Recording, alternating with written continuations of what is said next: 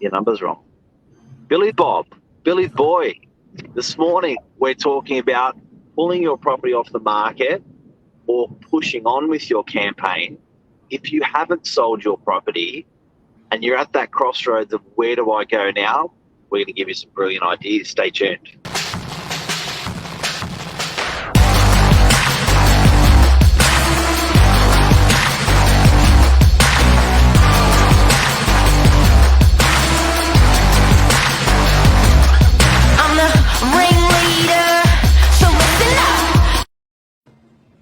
Good morning.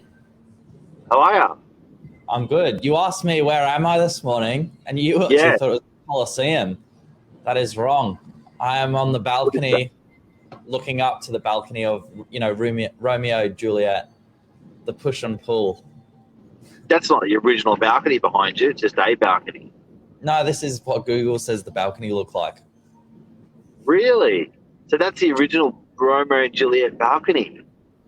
As far as Google's concerned, it is. Yeah, wow. Yeah. But there yeah,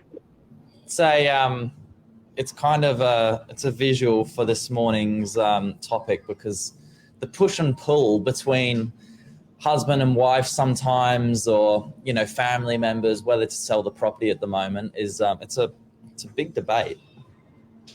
Yeah, so look, certainly people have got their properties on the market at the moment.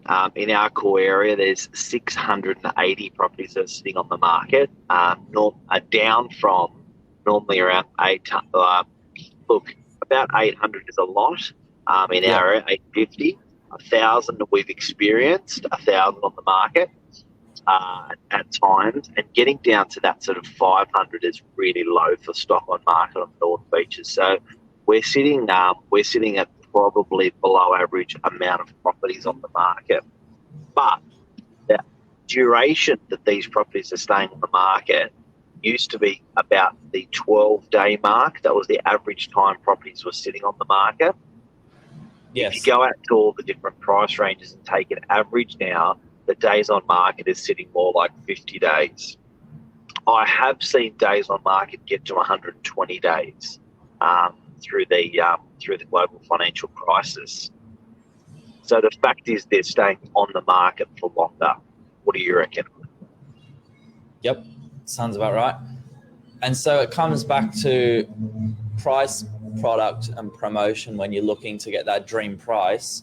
We're going to take a couple of different spins on this morning, but basically it gets to the point where your vendor's fatigued. They kind of lost hope in the first, 2, 3, 4 weeks. And after that, they're thinking, maybe we're not going to get the dream price. Do we just pull it from the market? And so we had 3 conversations yesterday with people, that I had this exact thought process. We're not getting the price we kind of need to make this work. Do we pull it from the market? And there's 2 ways you can look at it, because you're definitely not going to find your buyer by pulling it off the market. That's 100% given. If your agent's happy to roll with it and, still making an effort, and it's not, an inconvenience to you, maybe it's the tenants or something like that, then, why wouldn't you roll on? Well, it's a huge inconvenience, I guess, as a seller, particularly if it's your family home. It's been shown you've got to open for inspections 2 or 3 times a week. You've got, but the thing is, you got to consider this. People have spent sometimes 2,000 on marketing, 5,000 on marketing, 10,000 on marketing of the property to have a full swing at it. And generally, like you said, the areas where it's gone wrong with price, product, promotion. If we talk about price, this is where people most often come undone. If it's been a fantastic agent and a fantastic campaign, and the price just isn't there, people often don't translate that price across to their purchase. So they have the dream price that they wanted or that they could have gotten last year, and they go, well, if that's not going to be paid, I'm just not going to do a deal. But if you're selling a property at the moment, what you've got to realise is it's actually relative. So it's relative to buying your next property as well. So if your property is selling for less than 5% or let's just 5% or less of what it was sold last year, Your Yeah. buying property is going to be selling for 5% less of what it was last year, generally. So, but some people aren't translating that across to their purchase now. So they're happy to, where they're buying to take a hit, but they're not happy that the property they're selling to take a hit. Yep. Absolutely. That's price. Product, obviously the property itself, we see so many, really great campaigns. The property looks amazing, but yeah, as you said, after two or 3 weeks, opening the property constantly, private appointments, if you've got a tenant in there, it's even more difficult. Sometimes I think people lose sight of where they're going and kind of just get bogged down a little bit with the inconvenience of having to be out the family home, Saturdays, Wednesdays. It's pretty, it's a big investment of time as well as money. And also, I think there's an opportunity there for, Luke's just made a comment about days on market. Often those properties that are on the market are suffering from a stigma.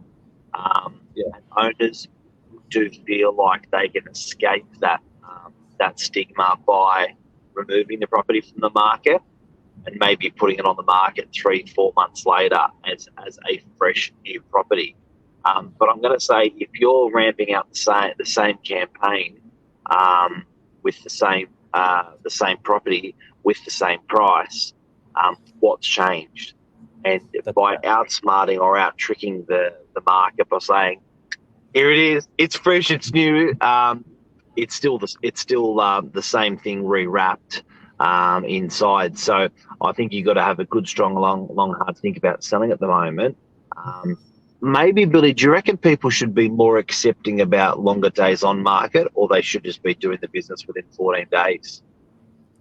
It's funny. So I think buyers, it doesn't matter what market you're in, they're always like, they've seen the property on the market for a while, and that's, every buyer's got a different perception of what a while is. Maybe it's more than 2 weeks, maybe it's more than 4 weeks.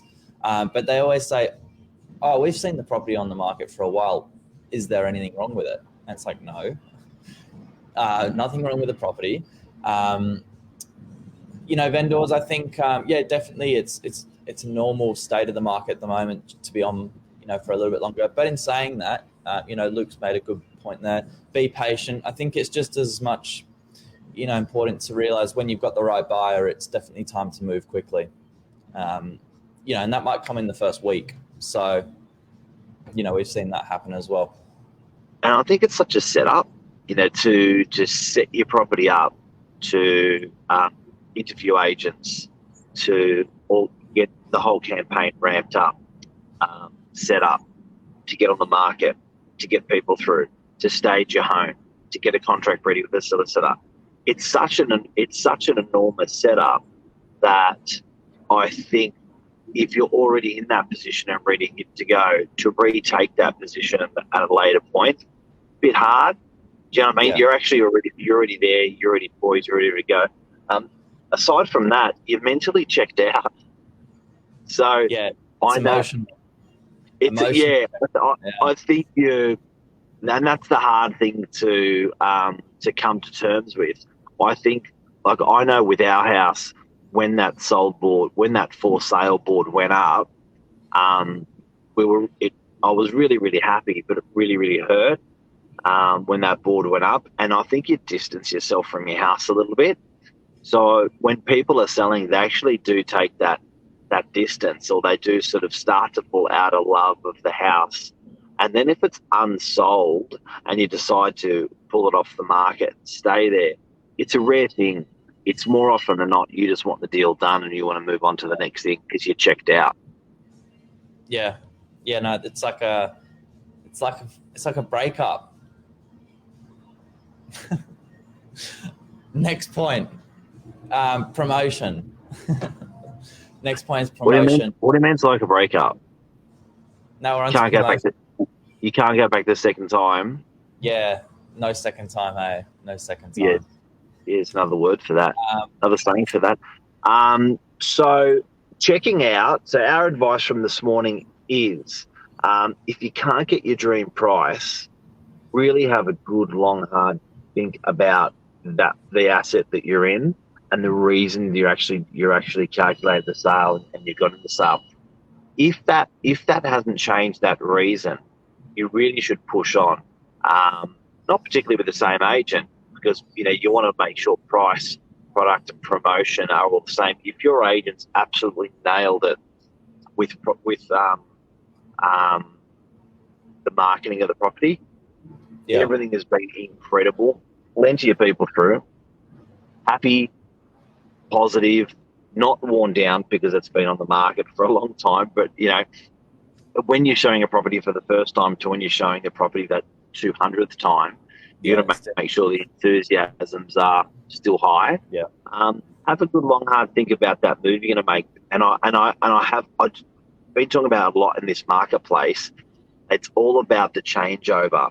I think you may find, even though you're not getting that money that you're thinking about for your place, that the changeover is the same, or you are actually better off. So change over dollars from when you're getting out to getting in to that next property there. Have a really good long hard think about that. That's it. I think the most important thing out of all of this is remain just in your head, why you're actually selling, and then if you can still align that reason and it's still in the same place as when you started, then you're good to go. And I think also don't forget the unknown commodity for a lot of people in our market, being a lot of auctions and a lot of no price, is people have actually started to hide the sales price. They're hiding the sales price. Yeah, that's now what that means. Have you noticed that? Yeah, some agents more than others, but there's definitely, I'd say there's an extra 30-40% of hidden prices. It's bloody exploded. So when you are a buyer and when you are a seller doing your homework, it's harder for you to do your homework because you don't quite know what that property is sold for. If that property that you liked that you're going to buy sold for a lot less than you expected, that may mean that you can actually negotiate a bit more on your place, negotiate maybe even a little bit less in selling price because of what you're moving over to. And what you should be doing, I believe, is also you do still have the ability to make an offer on purchasing a property, even if you haven't sold the property, believe it or not, because the sale can happen quicker. So I have been encouraging my owners that are on the market to actually start making offers on purchases because it's a free question, and you may be well surprised how low you're buying for, which makes that selling a little bit, makes it sort of loosens the collar up when you're selling. Yeah, that's a good one. I think that's the episode. Thanks, everyone. Good luck with your selling campaigns, and always feel free to call us. We're happy to step you through your campaign, even if you're not in all the beaches. That's it. Thanks, Billy Bob. Signing out. Bye. See you, bud. Bye-bye.